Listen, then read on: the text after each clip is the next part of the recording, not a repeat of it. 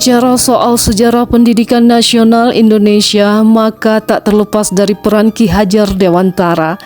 Ki Hajar Dewantara bernama asli Raden Maswardi Suryaningrat.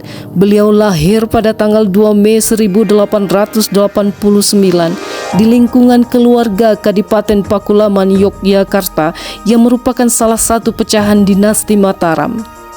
Sebagai aktivis sekaligus jurnalis pergerakan nasional pemberani, beliau sempat bergabung dengan Budi Utomo di Batavia pada tanggal 20 Mei 1908. Kemudian keluar dan mendirikan Indis Partits bersama Cipto Mangunkusumo serta Ernest Dwesdecker atau kita kenal dengan Tiga Serangkai pada tanggal 25 Desember 1912.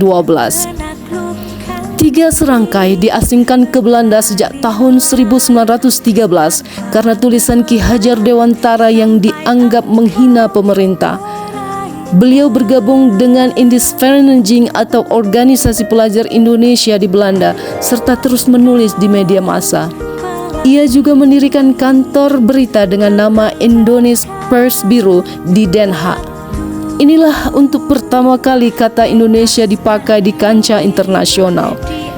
Ki Hajar Dewantara dipulangkan ke tanah air pada tanggal 6 September 1919. Di tanah air, Ki Hajar Dewantara masih berurusan dengan aparat kolonial karena aktivitas dan tulisannya yang begitu berani. Beberapa kali ia harus mendekam di penjara lantaran sepak terjangnya. Emosinya di dunia politik membuat dia memutuskan untuk berjuang dengan jalan lain, yakni melalui pendidikan. Mencerdaskan kehidupan bangsa, maka pada tanggal 3 Juli 1922, Ki Hajar Dewantara mendirikan National Outreach Institute atau dikenal dengan Taman Siswa, dengan tujuan membahagiakan bangsa dan manusia serta panggilan nurani untuk memajukan kehidupan bangsa. Ajarannya terkenal dengan semboyan Ing Ngarsa Sung Tulada, Ing Madya Mangun Karsa, Tut Wuri Handayani, yang artinya di depan memberikan teladan, di tengah menciptakan peluang untuk berprakarsa, dan di belakang memberikan dorongan.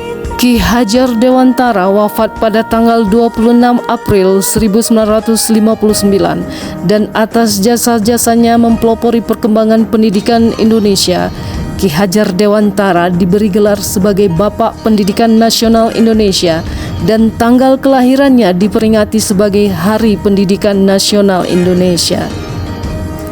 Kini, ajaran Ki Hajar Dewantara masih sangat relevan dengan perkembangan pendidikan saat ini. Ajaran beliau yang kita kenal dengan Ing Ngarsa Sung Tulada, Ing Madya Mangun Karsa, Tut Wuri Handayani.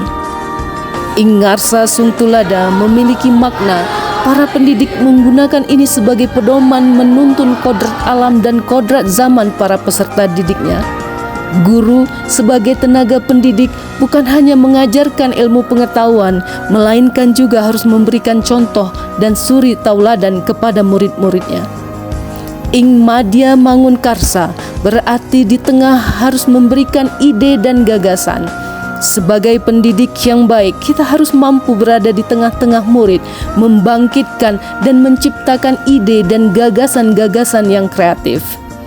Tut Wuri Handayani memiliki makna di belakang memberikan dorongan. Berdasarkan kodratnya, anak-anak memiliki kemampuan atau bakat yang berbeda-beda. Perbedaan ini yang harus dipahami oleh kita sebagai pendidik.